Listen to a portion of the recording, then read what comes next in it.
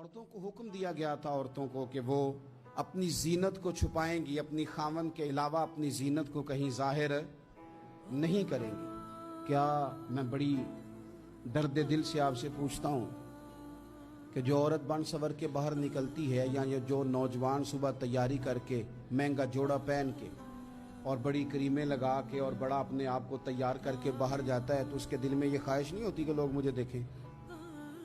کس لیے نکلا ہے وہ؟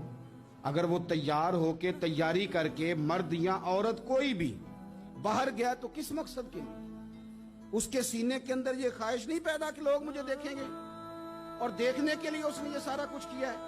اب امام بہقی جو حدیث لائے ہیں، حدیث کے لفظوں پہ غور کرنا۔ اب جو میں کہہ رہا ہوں، میرے نبی پاک صلی اللہ علیہ وسلم نے فرمایا لعنتی ہے وہ شخص جس نے دیکھا، اور حضور فرماتے ہیں وہ بھی لعنتی ہے جسے دیکھا گیا، جسے دیکھا گیا وہ بھی ملعون ہے۔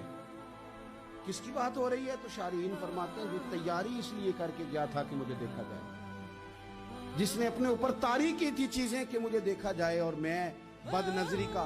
حضور علیہ السلام نے تو ہمیں فرمایا تھا کہ تہمت والی جگہ سے بھی بچ کے رہنا، جہاں تہمت لگ سکتی اس جگہ سے بچو۔ تو چاہیے تو یہ تھا نا کہ بچتی ہیں عورتیں بھی، بچتے وہ نوجوان بھی، لیکن اگر تیاری اس لیے کی جائے، میلوں ٹھیلوں بازاروں کا رخ ہی اس لیے کیا جائے کہ ہمیں دیکھا جائے، اور آ کر کے تبصرے کیے جائیں کہ فلانے نے میرا ڈیزائن دیکھا ہے تو دانگ رہ گیا ہے، تو پھر مجھے بتلائیے جب آپ نے تیاری اس لیے کی تھی، جب یہ ساری تباہی آپ نے خود خریدی تھی، تو پھر آپ کس طرح کر کے کسی کو مجرم قرار دیں گے؟ تو کبھی بھی کوئی ایسا ماحول نہ بنائے۔ حکم تو یہ تھا کہ اپنے خامند کے لیے عورت تیاری کرے، غیر کے لیے تیاری نہ کرے۔